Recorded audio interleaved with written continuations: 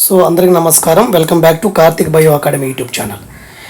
అయితే మనకి 8th class నుంచి చూస్తున్నాము. ఒక పక్కన ఇంటర్మీడియట్, ఒక పక్కన స్కూల్ స్థాయి బుక్స్లో మనం రివిజన్ కింద మాట్లాడుతున్నాము. అయితే దీంట్లో భాగంగా మనకి ఆల్రెడీ యూనిట్ 8th క్లాస్ నుంచి మనకి యూనిట్ 1 అయితే టెక్స్ట్ బుక్లో చెప్పడం జరిగింది. తర్వాత మనకి లెసన్ 2 వచ్చేసి కణం, అదేవిధంగా జీవుల మౌలిక ప్రమాణం. కణం అనేది జీవుల యొక్క మౌలిక ప్రమాణం అనేటువంటి చాప్టర్ని కూడా ఈరోజు మనం డిస్కస్ చేద్దాము. అది ఇంపార్టెంట్ వరకు చెప్పడానికి అయితే ప్రయత్నం చేస్తాను. మీ వరకు మీరు పూర్తిగా చదవండి. ఇది తెలంగాణలో ఉన్నటువంటి స్కూల్ అసిస్టెంట్ అభ్యర్థులకి ఒక ర్యాపిడ్ రివిజన్లా పనిచేస్తుంది. ఏపీలో ఉన్నటువంటి అభ్యర్థులకు కూడా ఉపయోగపడుతుంది. సో బిట్లు ఎక్కడెక్కడ ఇస్తాడు అనేటువంటి అంశాన్ని చూద్దాము. ముందు కొంతమంది శాస్త్రవేత్తలు ఇక్కడ ఇవ్వడం జరిగింది. ఆ శాస్త్రవేత్తలు ఎవరంటే ఒకసారి మాట్లాడతాం చూడండి. శాస్త్రవేత్తలు వాళ్ళు చేసిన కృషి గురించి ఇక్కడ ఇవ్వటం అయితే జరిగింది. సో ఫస్ట్ వన్ మనకి ఎవరిచ్చారని చూడండి. అథినాసియస్ కిర్చర్, జాన్ స్వామర్డామ్, యాంటోనీ వాన్ లీవెన్హాక్ మరియు రాబర్ట్ హుక్. సో 4 ప్రముఖమైనటువంటి శాస్త్రవేత్తల గురించి ఇక్కడ ఇవ్వటం జరిగింది. ఓకే, అయితే ఆంటోనీ వాన్ లీవెన్హాక్ ఎలాగని చెప్పొచ్చు, యాంటోనీ వాన్ లీవెన్హాక్ అని చెప్పొచ్చు. సో ఆంటోనీ వాన్ లీవెన్హాక్ ఏం చెప్పారంటే ఇతని యొక్క కంట్రిబ్యూషన్ ఏంటంటే మొట్టమొదటిసారిగా 1674 సంవత్సరంలో బ్యాక్టీరియా, ఈస్ట్, ప్రోటోజోవా, ఎర్ర రక్త కణాల లాంటి సజీవ కణాలను, ఓకే, వీటిని కనుక బ్యాక్టీరియా, ఈస్ట్, ప్రోటోజోవా, అదేవిధంగా ఎర్ర రక్త కణాల లాంటి సజీవ కణాలను నీటి బిందువులలో చలిస్తున్నటువంటి సూక్ష్మ పనులు సైతం చూశాడు. సో ఇతను బ్యాక్టీరియాను అబ్జర్వ్ చేశారు, ఈస్ట్ని అబ్జర్వ్ చేశాడు, ప్రోటోజోవాని అబ్జర్వ్ చేశారు, అదేవిధంగా మనకి ఎర్ర రక్త కణాలు లాంటి సజీవ కణాలని అబ్జర్వ్ చేశారు. అదేవిధంగా మనకి నీటి బిందువులో చలిస్తున్నటువంటి కొన్ని సూక్ష్మ ప్రాణులు సైతం ఇతను చూడటం జరిగింది. సో ఆర్బీస్ని కూడా ఇతను ఐడెంటిఫై చేయడం జరిగింది. ఓకే, తర్వాత ఇతను అనేక రకాలైనటువంటి చిన్న చిన్న మైక్రోస్కోప్లు తయారు చేయడం జరిగింది. ఈ భూతద్దాలను తయారు చేసుకుని సజీవ నిర్జీవ అంశాలని అధ్యయనం చేయడానికి వీటిని ఉపయోగించాడు. ఇది యాంటోనీ వాన్ లీవెన్హాక్ గురించి. తర్వాత మనకి కణం ఆవిష్కరణ అనే అంశాన్ని చూస్తే, మరి కణాన్ని ఎవరు కనుక్కున్నారు అనే అంశాన్ని చూస్తే మనకి రాబర్ట్ హుక్ అనేటువంటి శాస్త్రవేత్త మనకి కనబడతారు. అదే బ్రిటన్ దేశానికి చెందినటువంటి రాబర్ట్ హుక్ అనేటువంటి శాస్త్రవేత్త 1665 సంవత్సరంలో పలుచని బెండు, కార్క్, ఓక్ చెట్టు మెత్తని కాండం అని చెప్తాము. ఓక్ ట్రీ యొక్క మెత్తని కాండమే దీన్ని కార్క్ అని చెప్తాము, దీన్ని పలుచని బెండు అని చెప్తాము. సో 1665లో పలుచని బెండు అంటే ఓక్ చెట్టు మెత్తని కాండం కదా, దాని నుంచి ఒక పలుచని పొర తీసుకొని తను తయారు చేసినటువంటి సూక్ష్మదర్శిని సాయంతో పరిశీలన చేశాడనమాట. కాబట్టి రాబర్ట్ హుక్ అనేటువంటి శాస్త్రవేత్త ఏ వృక్షంలో నుంచి మొదటి కణాన్ని డిస్కవర్ చేయడానికి అవకాశం వచ్చిందంటే ఓక్ చెట్టు యొక్క మెత్తని కాండమని గుర్తుపెట్టుకోండి.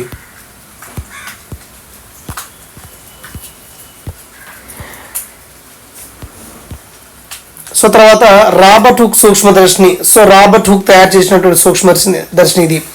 అయితే అతను ఏం చేశారంటే ఈ బెండు ముక్కులోని కణాలు తేనె పట్టులాగా ఉండే ఖాళీ గదుల నిర్మాణాన్ని పోలి ఉండని గమనించాడు. అతను ఏం గమనించాడంటే ఆ కార్క్ లో కణాలన్నీ కూడా ఒక తేనె పట్టులాగా ఉండి ఖాళీ గదులు లాంటి నిర్మాణాలు పోలి ఉండని గమనించాడు. ఆ చిన్న చిన్న ఖాళీ ప్రదేశాలను అతడు ఏమన్నారంటే మనకి కణం అని పేరు పెట్టడం జరిగింది. కాబట్టి లాటిన్ భాషలో కణం అనగా చిన్న గది అని అర్థము. మరి ఈ కార్క్ లో ఉన్నటువంటి చిన్న చిన్న గదుల వంటి నిర్మాణాలని రాబర్ట్ హుక్ అనేటువంటి శాస్త్రవేత్త కణం అని పేరు పెట్టడం జరిగింది. ఓకే, తర్వాత మనకి రాబర్ట్ హుక్ పరిశీలించినటువంటి బెండు కణాలు అనేవి ఇలా ఉంటాయి అన్నమాట. ఓకే, ఇదొక అంటే కణం డిస్కవరీ గురించి. కాబట్టి కణాన్ని కనుక్కుంది శాస్త్రవేత్త రాబర్ట్ హుక్ అవుతారు. ఇతను ఓక్ చెట్టు యొక్క పలుచని బెండులో కణాన్ని గమనించాడు. మరి లాటిన్ భాషలో కణం అంటే ఏంటంటే మనకి చిన్న గది, స్మాల్ రూమ్ అని అర్థమవుతుంది అనమాట. తర్వాత యాక్టివిటీ 1లో మనకి అగ్గిపుల్ల కణాలు అన్నారు. అంటే అగ్గిపుల్ల కణాలు అంటే మనకి ఇది కూడా మనకి వృక్ష కణాలకు సంబంధించిన అంశమే. ఓకే, తర్వాత మనకి ఆనియన్ పీల్ తీసుకున్నారు. మరి ఆనియన్ పీల్లో కూడా దాని యొక్క పైలేని తీసి స్లైడ్ మీద వేసి చూడటం జరిగింది. మరి ఉల్లి పొరలో ఉన్నటువంటి కణాలని కూడా మనం ఏమంటాము, వృక్ష కణాలను చెప్పడం జరుగుతుందన్నమాట. ఓకే, ఇది ఇంపార్టెంట్ కాదు. తర్వాత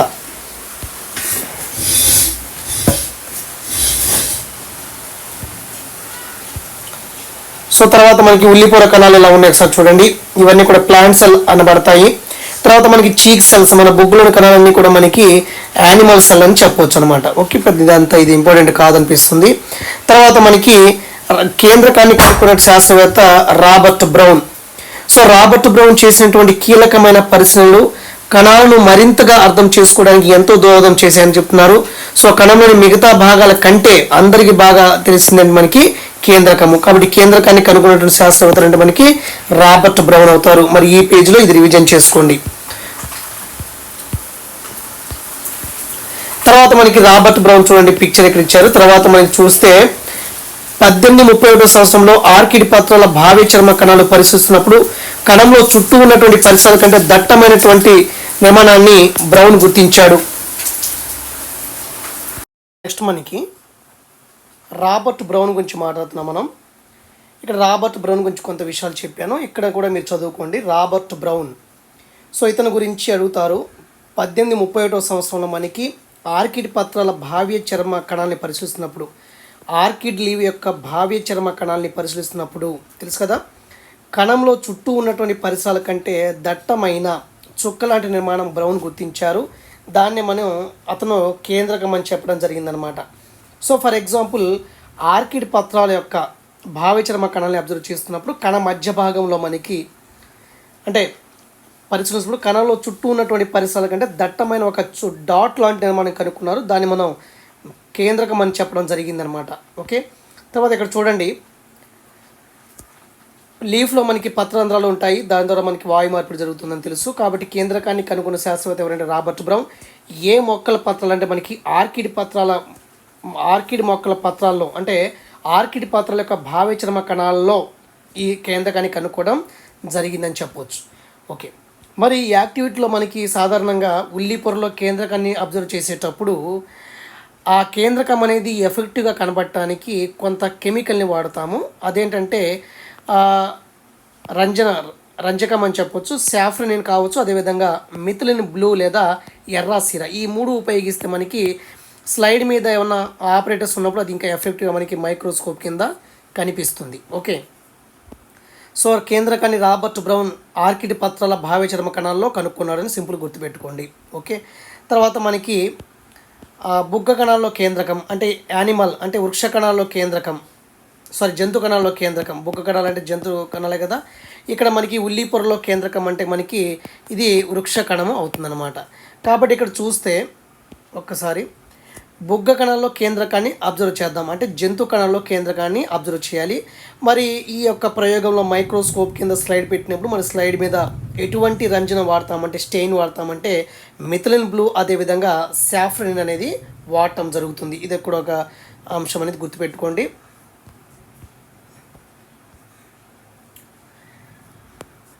సో తర్వాత చూడండి, మనకి ఇప్పుడు బుగ్గ కణాల్లో కేంద్రకము ఉంటుంది, కణద్రవ్యము కణత్వచం అన్నీ ఉంటాయి కదా. సో ఫర్ ఎగ్జాంపుల్ ఇక్కడ చూడండి, ఇది ఒక కణం అనుకోండి, కణద్రవ్యము కణత్వచము, దాంట్లో మధ్యలో మిడిల్ పార్ట్లో ఉండేది కేంద్రకం అని చెప్పొచ్చు. తర్వాత చూడండి, మనకి యానిమల్ సెల్లో చూస్తున్నాం. సో బుగ్గ కణాల చుట్టూ ఉన్నటువంటి పొరను ఏమంటామంటే సెల్ మెంబ్రెన్ అని చెప్తాం. ఇది సెల్ మెంబ్రెన్. సెల్ వాల్ అనేది కణ కవచం అనేది మొక్క కణాల్లో ఉంటుంది. అదేవిధంగా మొక్కల కణాల్లో లేనిది అంటే లోపించింది ఏంటంటే మనకి అంటే జంతు కణాల్లో కణకవచం ఉండదు. అంటే సెల్ వాల్ అనేది ప్లాంట్లో ఉంటుంది, యానిమల్ సెల్లో ఉండదు కదా. ప్లాంట్ సెల్లో సెల్ వాల్ అదేవిధంగా సెల్ మెంబ్రెన్ రెండు పొరలు ఉంటాయి. యానిమల్ సెల్లో ఓన్లీ సెల్ మెంబ్రెన్ మాత్రమే ఉంటుంది. ఇక్కడ కణత్వచం ఒకటే కనిపించింది, కణకవచం కనపడలేదు, కాబట్టి ఇది కణత్వచము. ఇక్కడ చూడండి, బుగ్గ కణాల చుట్టూ ఉన్నటువంటి పొరని కణత్వచం అని చెప్పవచ్చు. ఇది కణత్వచము. బుగ్గ కణాలు అంటే ఇవి జంతు కణాలు కాబట్టి బుగ్గ కణాల చుట్టూ ఉన్నటువంటి పొరని కణత్వచం అని చెప్పొచ్చు. ఓకే, ఈ కణత్వచం ఏం చేస్తుంది, ఈ సెల్ మెంబ్రెన్ ఏం చేస్తుందంటే కణానికి ఒక ఆకారాన్ని ఇస్తుంది. ఓకే, ఇది కేవలం అవసరమైనటువంటి పదార్థాలను మాత్రమే లోపలికి రానిస్తుంది. తర్వాత మనకి మొక్కల్లో చూస్తే ఇప్పుడు ఉల్లి పొరల కణాలు ఉన్నాయి కదా, ఆ ఉల్లి పొర కణాల్లో మనకి రెండు పొరలు ఉంటాయి. బయట పొరని కణకవచమని, ఇది కణానికి కావాల్సినటువంటి పటుత్వాన్ని బలాన్ని ఇస్తుంది. ఇక్కడ మీకు డీటెయిల్ చెప్పాలి. సో ఇక్కడ మనకి ఇది ప్లాంట్ సెల్లో మనకి 2 మెంబ్రెన్ ఉంటుంది. అవుటర్ మెంబ్రెన్ వచ్చేసి మనకి CW సెల్ వాల్, లోపల మెంబ్రెన్ వచ్చేసి CM సెల్ మెంబ్రేన్ అని చెప్పొచ్చు. అయితే కణత్వచం సెల్ మెంబ్రేన్ ఏం చేస్తుంది? కణానికి ఆకారాన్ని ఇస్తుంది సెల్ మెంబ్రేన్. కణ కవచం ఏం చేస్తుంది? కణానికి కావాల్సినటువంటి పటుత్వాన్ని, బలాన్ని ఇస్తుంది. అదే మనకి ఫర్ ఎగ్జాంపుల్ ఇది యాక్చువల్లీ ఇలా ఉండకూడదు, ప్లాంట్స్లో అనేది ఇలా ఉండాలి, నేను మామూలుగా గీసాను. కానీ యానిమల్ చూస్తే ఫర్ ఎగ్జాంపుల్ యానిమల్ సెల్ చూస్తే ఓన్లీ ఒక త్వచమే మాత్రమే ఉంటుంది, that is call CW, cell membrane మాత్రమే ఉంటుంది. కణ కవచం సెల్ వాల్ అనేది లోపించి ఉంటుంది. ఇది మొక్కల్లో మనకి ప్లాంట్స్లో మనకి యానిమల్ సెల్లో ఓన్లీ వన్ ఉంటుంది, అది దాని పేరు కణత్వచము. సెల్ మెంబ్రేన్ మాత్రమే ఉంటుంది, గుర్తుపెట్టుకోండి, సెల్ మెంబ్రేన్ మాత్రమే ఉంటుంది. మరి కణ కవచం సెల్ వాల్ అనేది కణానికి కావాల్సినటువంటి పటుత్వాన్ని, బలాన్ని ఇస్తే కణత్వచం అనేది కణానికి కావాల్సినటువంటి ఆకారాన్ని ఇస్తుంది.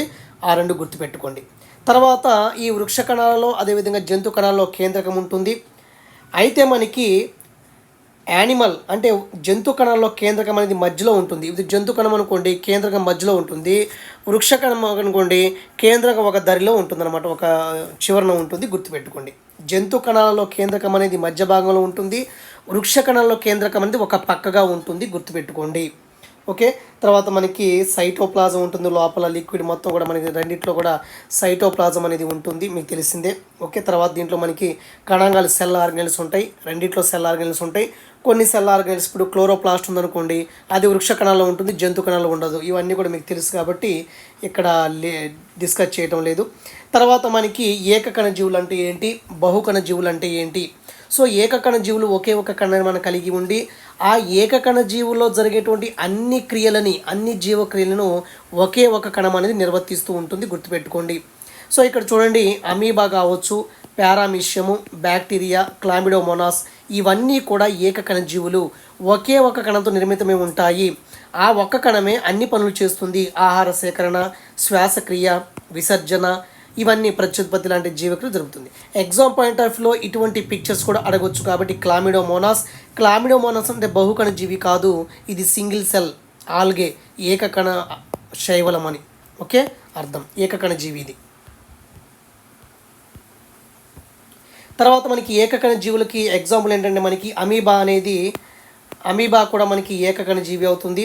తర్వాత ఎచ్రిసియా కోలై అనేటువంటి బ్యాక్టీరియా కూడా మనకి ఏకకణ జీవులు అవుతుంది. కొన్ని జీవులు ఒకటి కంటే ఎక్కువ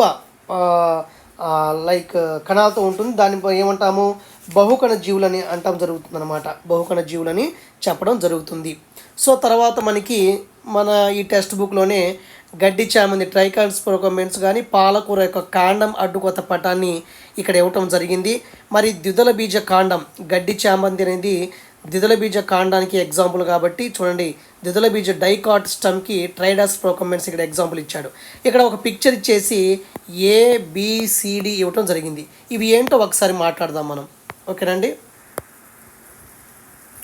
సో వీటి యొక్క ఫంక్షన్ ఇచ్చాడు, అవి మనం ఐడెంటిఫై చేయాలి, ఐడెంటిఫై చేయడానికి అయితే ట్రై చేద్దాము. గ్రూప్ A ఇవంట కణాలు కాండం బయటి పొరని ఏర్పరుస్తాయి. ఇక్కడ ఉన్నటువంటి సెల్స్ అన్నీ కూడా ఏం చేస్తాయంటే కాండం బయట పొరని ఏర్పరుస్తాయి. ఇవి కాండానికి ఆకార రక్షణ ఇస్తుంది. అంటే గ్రూప్ Aలోని ఉన్నటువంటి కణాలు కాండం బయట పొరని ఏర్పరుస్తాయి. మరి కాండం బయట పొర కణాలు కాబట్టి దీన్ని మనం సింపుల్గా మనకి బయటి పొర కణాలు అనొచ్చు, బయటి పొర కణాలు అని అనొచ్చు. కాబట్టి ఇది స్టమ్ కాబట్టి మ్యాక్సిమం ఇది ప్లాంట్ కాబట్టి ఇది సెల్ వాల్ అవుతుంది, అదేవిధంగా సెల్ మెంబ్రేన్ అనేది అవుతుంది అన్నమాట. బయట పొర కణాలు రెండు, ముందు బయటది, దీని తర్వాత ముందు కణ కవచం ఉంటుంది, తర్వాత కణ త్వచం ఉంటుంది. సెల్ వాల్ ముందు ఉంటుంది, తర్వాత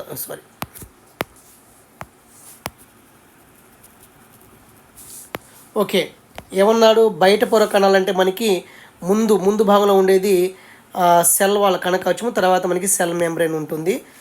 ఓకే, సెల్ మెంబ్రేన్ ఉంటుంది, బయట పొర కణాలు. రెండోది గ్రూప్ బిలో ఉన్నట్టు కణాలు ఏమంటున్నాడు, ఆకుపచ్చని కాండంలో ఈ భాగంలో ఉండే ప్రత్యేకమైన నిర్మాణాలు కిరణజన్య సంయోక్రియ నిర్వహిస్తాయి. సో ఇక్కడ ఉన్నటువంటి సెల్స్ అనేవి మనకి కిరణజన్య సంయోగ క్రియను జరుగుతాయని చెప్తున్నాడు. కాబట్టి అవి ఏ కణాలు అంటే మనకి స్తంభాకార కణాలు అవుతాయి. స్తంభాకార కణాలు అనేవి కిరణజన్య సంయోగ క్రియని జరుపుతాయి. తర్వాత చూస్తే గ్రూప్ సిలో ఉన్నటువంటి కణాలన్నీ కలిసిపోయి పొడవైన నిర్మాణాలుగా ఏర్పడి నీరు ఆహారం సరఫరా చేస్తాయి. కాబట్టి ఈ సి కణాలని మనం జైలం అదేవిధంగా ఫ్లోయం అని చెప్పొచ్చు. దీన్ని మనం తెలుగులో దారువు అదేవిధంగా పోషక కణజాలం అని చెప్పొచ్చు. తర్వాత మనకి డి ఇక్కడ ఉన్నటువంటి కణాలు లేత కాండం మధ్యలో ఉన్నాయి. ముదురు కాండంలో ఈ గ్రూప్లో కణాల స్థానంలో ఖాళీలు ఏర్పడతాయి అంటున్నాడు. అంటే కణాలు లేత కాండం మధ్యలో ఉంటాయంట. అంటే లేత కాండం మధ్యలో ఉంటాయి. ఈ లేత కాండం అనుకోండి ఈ కణాలు మధ్యలో ఉంటాయి. అదే ముదురు కాండం అనుకోండి ఈ గ్రూప్లో కణాల స్థానంలో ఖాళీలు అనేవి ఏర్పడుతుంటాయి. మరి ఇది ఏమవుతుంది? పిత్ అవుతుంది లేదా దవ్వ అనేది అవుతుంది. ఏ అంటే బయట పొర కణాలు, బి అనేది స్తంభాకార కణాలు, 3 దారువు పోషక కణజాలము, 4 పిత్ అనమాట. ఓకే, ఇది ఇలా మనం చూసుకోవచ్చు. ద్విదళ బీజకాండం గురించి ఇక్కడ కొంచెం ఇవ్వడం జరిగింది, అలా మీరు చదువుకోండి. ఇంకో ఎగ్జామ్ పాయింట్ ఆఫ్ వ్యూలో మనకి టైం బాగాలేకపోతే ఏం చేస్తాడంటే ఒక పిక్చర్ ఇచ్చేసి అదేంటో ఐడెంటిఫై చేయమని చెప్తాడు. చూడండి, ఇది చూడండి ఒకసారి. కొన్ని స్లైడ్ని మనం అబ్జర్వ్ చేస్తే కనిపిస్తాయట. ఇగో నునుపు కండర కణం అనేది ఇలా ఉంటుంది. సో ఇది బోన్ సెల్ ఎముక కణము, ఇది రేఖిత కండర కణము. ఇది నునుపు కండర కణము, రేఖిత కండర కణము, ఎముక కణము ఇది. తర్వాత మనకి నర్వ్ సెల్ మీకు తెలిసిన నాడీ కణము. తర్వాత మనకి బ్లడ్ సెల్స్ అనేవి 2 టైప్స్ ఉంటాయి. ఆర్బీసీ అదేవిధంగా డబ్ల్యూబీసీ ఉంటుంది. RBC WBC. మరి డబ్ల్యూబీసీలో మనకి గ్రాన్యులోసైట్స్, ఏ గ్రాన్యులోసైట్స్ ఇవేమంటే మనకి గ్రాన్యులోసైట్స్ ఇది ఏ గ్రాన్యులోసైట్స్ అనమాట. రేణుయుత కణాలు ఇవి, రేణురహిత కణాలు.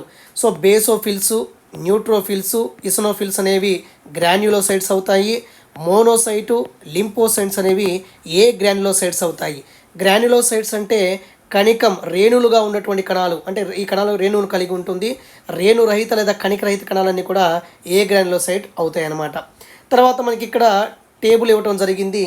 మరి ఈ కణాలు ఎలా ఉంటాయి, వీటి యొక్క ఆకారం ఎలా ఉంటుంది, దాంట్లో ఉన్నటువంటి భాగాలు ఏంటి మనం ఒకసారి ట్రై చేద్దాము. అంటే నాకు కొంచెం అవగాహన ఇది లేదు, తెలుగు కదా, ఇంగ్లీష్ మీడియం కాబట్టి కొంచెం ట్రై చేయగలను, తెలుగు కొంచెం అర్థం కాదు. ఒకసారి చూద్దాం ఒకసారి. సో ఆర్బీసీ అన్నారు ఇక్కడ. సో ఆర్బీసీ ఎలా ఉంటుంది? ద్వికుంభాకారంగా ఉంటుంది. యాక్చువల్గా అయితే ద్వికుంభాకారంగా కదా, ద్వికుంభాకారంగా ఉండొచ్చు, గుండ్రంగా కూడా ఉంటాయి. తర్వాత నునుపు కండర కణం అనేది కండె ఆకారంలో ఉంటుంది. ఇది ఎప్పుడు కూడా నారీ కణం అనేది మనకి యాక్చువల్గా ఒక పొడవుగానే ఉంటుంది. ఎముక కణం అనేది నక్షత్ర ఆకారంలో ఉంటుంది, గుర్తుపెట్టుకోండి.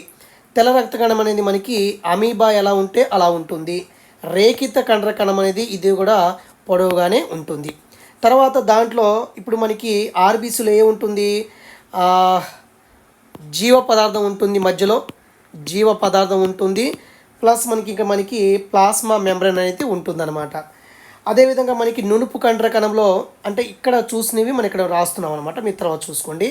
నునుపు కండర కణంలో ఇక తక్కువ పెట్టి మనం అవ్వదు. ఓకే, నునుపు కండర కణంలో ఏముంటుంది?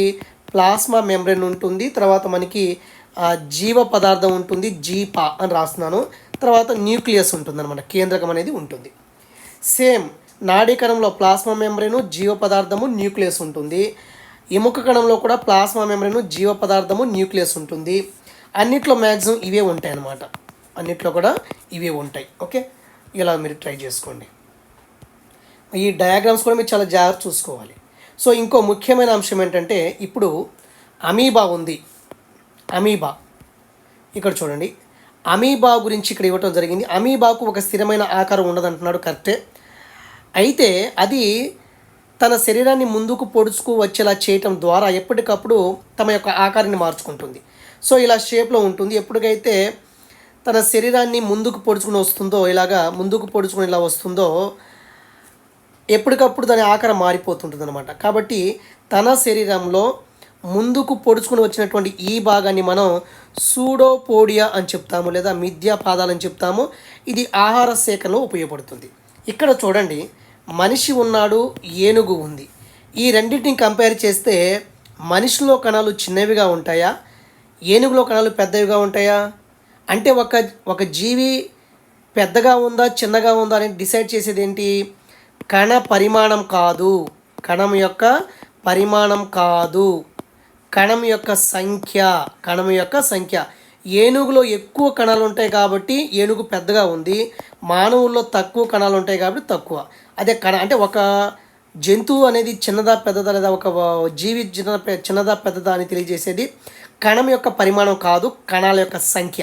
ఏనుగులో పెద్ద కణాలు ఏమి ఉండవు, మన బాడీలో ఎలా ఉంటాయో అలాంటి కణాలు ఉంటాయి. అంటే ఒక జీవి పరిమాణాన్ని డిసైడ్ చేసేది కణ పరిమాణం కాదు, కణం యొక్క సంఖ్య. ఏనుగులో కణాలు ఎక్కువగా ఉంటాయి కాబట్టి దాని శరీరం పెద్దగా ఉంటుంది, మనలో తక్కువగా ఉంటాయి కాబట్టి మనం ఈ సైజులో ఉంటాం. ఓకేనా, దయచేసి గమనించండి. ఓకే, దాని యొక్క కన్క్లూజన్ ఇప్పుడే చెప్పేస్తాను చూడండి, మీకు అర్థమవుతుంది. దాని కన్క్లూజన్ ఎక్కడ ఉంది చూడండి. జీవి యొక్క పరిమాణం ఆ జీవులోని కణాల సంఖ్య మీద ఆధారపడి ఉంటుంది, కానీ కణం యొక్క పరిమాణం మీద కాదు. జీవి యొక్క పరిమాణం సైజ్ అనేది ఆ జీవిలోని నెంబర్ ఆఫ్ సెల్ మీద డిపెండ్ అవుతుంది, కానీ సెల్ సైజ్ మీద కాదు, ఓన్లీ నెంబర్ మీద డిపెండ్ అవుతుంది అనమాట. ఓకే, తర్వాత ఇంకా ఇక్కడ ఎందుకైనా మంచిది, మనకి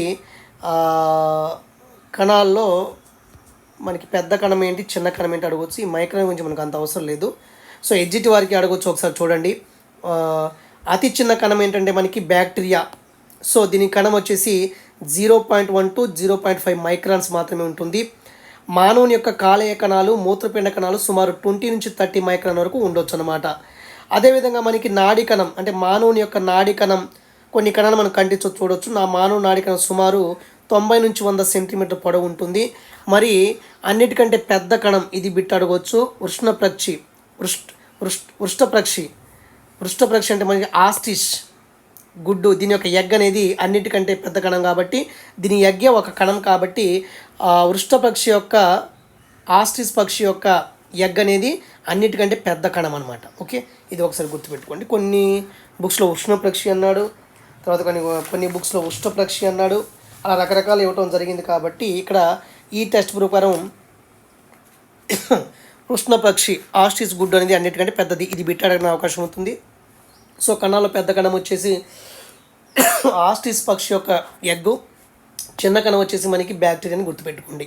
ఓకే, తర్వాత మనం ఏం నేర్చుకున్నాం అని చెప్పేసి చాలా ఎగ్జామ్స్లో ఇక్కడ నుంచి బిట్లు పడతాయి. సో ఫస్ట్ బిట్ అవసరం లేదు మనకి. మొట్టమొదట 1665 సంవత్సరంలో కణాలని ఎవరు అబ్జర్వ్ చేశారంటారు? Robert Hooke. కేంద్రకాన్ని రాబర్ట్ బ్రౌన్ ఏ మొక్కల కణాల్లో కనుక్కున్నాడంటే ఆర్కిడ్ పత్రాల కణాల్లో రాబర్ట్ బ్రౌన్ కేంద్రకాన్ని కనుక్కున్నాడు. ఓకే, జంతు కణం కంటే వృక్ష కణంలో మనకి కణత్వచం చుట్టూ అంటే ప్లాస్మా మెంబ్రేన్ చుట్టూ పైన మనకి సెల్ వాల్ ఉంటుంది. సే ఫర్ ఎగ్జాంపుల్ ఇది వృక్ష కణం అనుకోండి, ఈ వృక్ష కణం అనుకోండి. ఫర్ ఎగ్జాంపుల్ నేను డ్రా చేస్తాను చూడండి, ఇప్పుడే చెప్పేస్తాను. వృక్ష కణం అనుకోండి, ఇది వచ్చేసి మనకి సెల్ వాల్ కణ కవచం అవుతుంది, ఇది సెల్ మెంబ్రేన్ అవుతుంది, గుర్తుపెట్టుకోండి. అదే యానిమల్ సెల్ స్పెరికల్ షేప్లో ఉంటుంది కాబట్టి ఓన్లీ మనకి ప్లాస్మా మెంబ్రేన్ మాత్రమే ఉంటుంది. ఓకే, సెల్ వాల్ ఏం చేస్తుంది? కణ కవచం అంటే సెల్ వాల్ కదా, కణాన్ని బలాన్ని ఇస్తుంది, గట్టిదనాన్ని ఇస్తుంది. ఓకే, తర్వాత ఇదంతా కూడా మీకు తెలిసిందే. ఓకే, ఇదండి సెకండ్ యూనిట్ గురించి. మరి నెక్స్ట్ వీడియోలో మనం మళ్ళీ వీలైతే ఇంకా మనకి ఎగ్జామ్ పాయింట్ ఆఫ్ వ్యూలో మనకి క్వశ్చన్స్ ఎక్కడ ఫ్రేమ్ అవుతాయి అంటే కీ పాయింట్ మీకు చెప్తాను చూడండి. అభ్యాసాన్ని మెరుగుపరుచుకుందామని ఇచ్చాడు కదా, సో మొట్టమొదటి కణం ఎవరు కనుక్కున్నారు అని అడగవచ్చు. కణం యొక్క ఆకారం ఏ ఏ అంశాల మీద ఆధారపడి ఉంటుంది అడగవచ్చు. తర్వాత మనకి ఇలాగా ఈ ఈ సెంటెన్స్ కూడా అడగడానికి అవకాశం ఉంటుంది. ఓకే, ఇవన్నీ కూడా ఈ లెసన్లో చూస్తే మనకి కేవలం ఉల్లిగడ్డలు అన్నాడు, అదేవిధంగా బుగ్గ కణాలు అనటం జరిగింది. ఉల్లి కాబట్టి మనకి వృక్ష కణాలు అవుతాయి, బుగ్గ కణాలు కాబట్టి జంతు కణాలు అవుతాయి. అంటే డైరెక్ట్గా మనకి వృక్ష కణం కానీ జంతు కణం కానీ ఇవ్వకుండా ఉల్లి కణాలని చెప్పాడు, అదేవిధంగా బుగ్గ కణాలని చెప్పాడు అనమాట. ఇలాగ మనం అర్థం చేసుకోవాలి ఫ్రెండ్స్. ఓకే, మీకు నచ్చింది అనుకుంటున్నాను. తర్వాత ఇంకా ఎడిషనల్ పాయింట్లో మనకి మైక్రోస్కోప్ గురించి ఇక్కడ ఇవ్వటం జరిగింది. అదేవిధంగా ఇక్కడ పిక్చర్ ఇచ్చాడు, ఆ పిక్చర్ కూడా ఒకసారి మీరు ట్రై చేయండి. సో ఇది ప్లాంట్ సెల్ అవుతుంది, ఇది యానిమల్ సెల్ అవుతుంది కదా, ఒకసారి మీరు ట్రై చేయండి. 1 minute అలా ఉంచుతాను. మీ దగ్గర టెక్స్ట్ బుక్స్ ఉంటే మీరు చూసుకోండి. ప్లాంట్ సెల్లో ఎటువంటి మనకి ఉంటాయి చూడండి ఒకసారి. ఇక్కడ ప్లాంట్ సెల్ ఏది చెప్పండి దాంట్లో. ఓకేనా. ప్లాంట్ సెల్ ఏది, కుడివైపు ఉన్నది జంతు కణము, ఎడమవైపు ఉన్నది వృక్ష కణము. సో ఇది ప్లాంట్ సెల్ అవుతుంది, ఇది యానిమల్ సెల్ అవుతుంది, ఇది ప్లాంట్ సెల్ అవుతుంది. గుర్తుపెట్టండి, ఇది ప్లాంట్ సెల్, ఇది యానిమల్స్. ఎందుకు కేంద్రకణ మిడిల్ భాగం ఉంటుంది కాబట్టి ఇది యానిమల్ సెల్ అవుతుంది. సో కేంద్రం ఒక పక్కగా ఉంటుంది కాబట్టి ఇది వృక్ష కణం అవుతుంది. వృక్ష కణము, ఇది వచ్చేసి మనకి జంతు కణము. సో ఒక్కొక్కటి రాద్దాము. ఇక్కడ ఏ పార్ట్ ఉంది, అది ఏమవుతుంది, కేంద్రకం అవుతుంది కదా, ఏ కేంద్రకము. మరి బి ఏది మనకి జీవ పదార్థం అవుతుంది, మరి సి ఏంటి, ఇది ప్లాస్మా మెంబ్రేన్ అవుతుంది యానిమల్ సెల్ కాబట్టి. తర్వాత మనకి ఇక్కడ కూడా చూడండి, ఏ కూడా కేంద్రకం కదా, ఓకే. బి వచ్చేసి ఇక్కడ బి కూడా మనకి ఏంటి, ఇది కూడా మనకి జీవ పదార్థమే. మరి సి ఏంటి, ఇక్కడ మనకి సి అంటే మనకి ప్లాస్మా మెంబ్రేన్, సి కూడా ప్లాస్మా మెంబ్రేనే. మరి డి అడిషనల్గా ఏమి ఇచ్చాడు, యాక్చువల్గా డి వచ్చేసి మనకి సెల్ వాల్ అవుతుంది, ఇదైతే సెల్ వాల్ అవుతుంది, ఓకేనా, గుర్తుపెట్టుకోండి. తర్వాత మనకి ఇంతే, ఎక్కువ ఇవ్వలేదు మనకి, ఓకేనా. తర్వాత ఇంకేమి ఇచ్చాడంటే ఒకసారి అనుబంధంలో మనకి అడిషనల్ పార్ట్లో మనకి కాంపౌండ్ మైక్రోస్కోప్ ఇవ్వడం జరిగింది. సో కాంపౌండ్ మైక్రోస్కోప్ అంటే చూడండి, పూర్వం రోజుల్లో మైక్రోస్కోప్లో కేవలం ఒక లెన్స్ వాడేవారు, దీన్ని సింపుల్ మైక్రోస్కోప్ అనేవారు. తర్వాత మనకి క్రమేపీ కాంపౌండ్ మైక్రోస్కోప్ని తయారు చేయడం జరిగింది. మరి కాంపౌండ్ మైక్రోస్కోప్లో ఒకటి కంటే ఎక్కువ లెన్సెస్ ఉంటాయన్నమాట, అవి గుర్తుపెట్టుకోవాలి. తర్వాత ఇంకో కొంత చూడండి, మొట్టమొదటి కాంపౌండ్ మైక్రోస్కోప్ అన్నాడు కదా ఇక్కడ, ఒక్క నిమిషం, చాలా ఇంపార్టెంట్. సో మొట్టమొదటి కాంపౌండ్ మైక్రోస్కోప్ అంటే సంయుక్త సూక్ష్మదర్శిని, తెలుగులో కూడా రాద్దాము. సంయుక్త సూక్ష్మదర్శిని జకారస్ జాన్సన్ అనేటువంటి శాస్త్రవేత్త తయారు చేశారు 1559లో. జకారిస్ జాన్సన్ అనే శాస్త్రవేత్త సంయుక్త సూక్ష్మదర్శిని తయారు చేయడం జరిగింది. రాబర్ట్ హుక్ కూడా దీని కాంపౌండ్ మైక్రో తయారు చేశారు, బట్ ఇతనికంటే ఎక్కువ పనిచేసింది జకారిస్ జాన్సన్ గురించి అనమాట. ఆ మైక్రోస్కోప్ ఎక్కువ ఎఫెక్టివ్గా పనిచేస్తుంది అనమాట. తర్వాత స్లైడ్ తయారు చేయటం ఇచ్చారు, ఇదంతా ఇవ్వడం అనమాట మన ఎగ్జామ్ పాయింట్ ఆఫ్ వ్యూలో. తర్వాత స్టెయిన్స్ ఎలా తయారు చేస్తారు, ఏదైనా మన స్లైడ్ మీద, ఫర్ ఎగ్జాంపుల్ ఈ స్లైడ్ మీద బొగ్గు కణాలని కొంచెం ఇక్కడ పెట్టామనుకోండి, దాంట్లో యానిమల్ సెల్స్ మనకి కనిపిస్తుంది. మరి ఇందుకు ఎఫెక్టివ్గా ఇంకా కనబడాలంటే దీనిపైన ఒక స్టెయిన్ వేస్తారనమాట, రంజనం వేస్తారు. సో దాన్ని మనం చూడండి, రంజనం చేసే విధానం ఏంటి చూడండి, ఒకసారి చూడండి, ఇది కూడా చూద్దాము. సో కణంలో వివిధ భాగాలు వేరు రంగులు పీల్చుకుంటాయి కదా అనే విధానంపై, అంటే కణంలో ఉన్నటువంటి వివిధ భాగాలు వేరు రంగులు పీల్చుకుంటాయి అనేటువంటి ప్రాసెస్ విధానంపై రంజనం స్టెయిన్ చేసే పద్ధతి ఆధారపడి ఉంటుంది. దీనివల్ల కణంలోని కొన్ని ప్రత్యేక భాగాలు మనకి బాగా కనిపిస్తాయి. ఈ రంగుని కలుగజేసే కారకాలని స్టెయిన్స్ అని, ఆ విధానాన్ని మనం స్టెయినింగ్ అని అనటం జరుగుతుంది. కాబట్టి మనం ఎక్కువ ఈ యొక్క స్కూల్ లెవెల్లో కానీ బయాలజీ ల్యాబ్లో ఎక్కువ వాడే స్టెయిన్ ఏంటంటే సాఫ్రన్ వాడతాము, మిథిలిన్ బ్లూ వాడతాము, అయోడిన్ కూడా వాడవచ్చు, ఎర్ర సిరా కూడా వాడవచ్చు. సో మన దగ్గర ఏం లేకపోతే సాఫ్రన్ తయారీ కొరకు 1/4 టీ స్పూన్ సాఫ్రన్ను 100 మిల్లీలీటర్ నీటిలో కలిపితే అది స్టెయినింగ్ అయిపోతుంది అనమాట. ఓకే, పెద్ద ఇది ఏంది కాదు. ఒకవేళ మనం టైం బాగాలేకపోతే ఏం చేస్తాడు, ఇక్కడ కూడా ఇవ్వచ్చు. సో ఇంతవరకు మనం యూనిట్ 1 కూడా మనకి 8th క్లాస్ చేశాము, యూనిట్ 2 కూడా 8th క్లాస్లో 1, 2 చేశాము. నాకు టైం ఉన్నంత వరకు మ్యాక్సిమం కూడా రిమైనింగ్ యూనిట్ వచ్చేసి 8th class, 9th class, 10th class చేయడానికి అవకాశం ఉంటే ఖచ్చితంగా చేస్తాను. తర్వాత ఇంటర్మీడియట్ కూడా ఒక పక్కన మనకి ఈ క్లాసెస్ అనేవి వస్తున్నాయి. తర్వాత మనకి ఇక 1 or 2 డేస్లో మనకి స్కూల్ అసిస్టెంట్ బయాలజీకి ఏ సబ్జెక్టులు ఉన్నాయో ఆ సబ్జెక్ట్లో ప్రతిరోజు అంటే అన్ని సబ్జెక్టులకు సంబంధించి 10 క్వశ్చన్స్ ఫ్రేమ్ చేస్తాను. Current affairs 10 questions, prospective education 10 questions, education psychology 10 questions, అలాగా కంటెంట్ 10 క్వశ్చన్స్, అదేవిధంగా మెథడ్ 10 క్వశ్చన్స్, అలాగా అన్ని అంశాన్ని కవర్ చేస్తూ ఇంపార్టెంట్ క్వశ్చన్స్ అనేవి చెప్పడానికి ప్రయత్నం అయితే చేస్తాను. సో ఛానల్ని సబ్స్క్రైబ్ చేయండి, షేర్ చేయండి. ఇంకా మీకు ఇన్ఫర్మేషన్ కావాలంటే 9010407013కి వాయిస్ మెసేజ్ పెట్టండి వాట్సాప్కి. Thank you, have a nice day.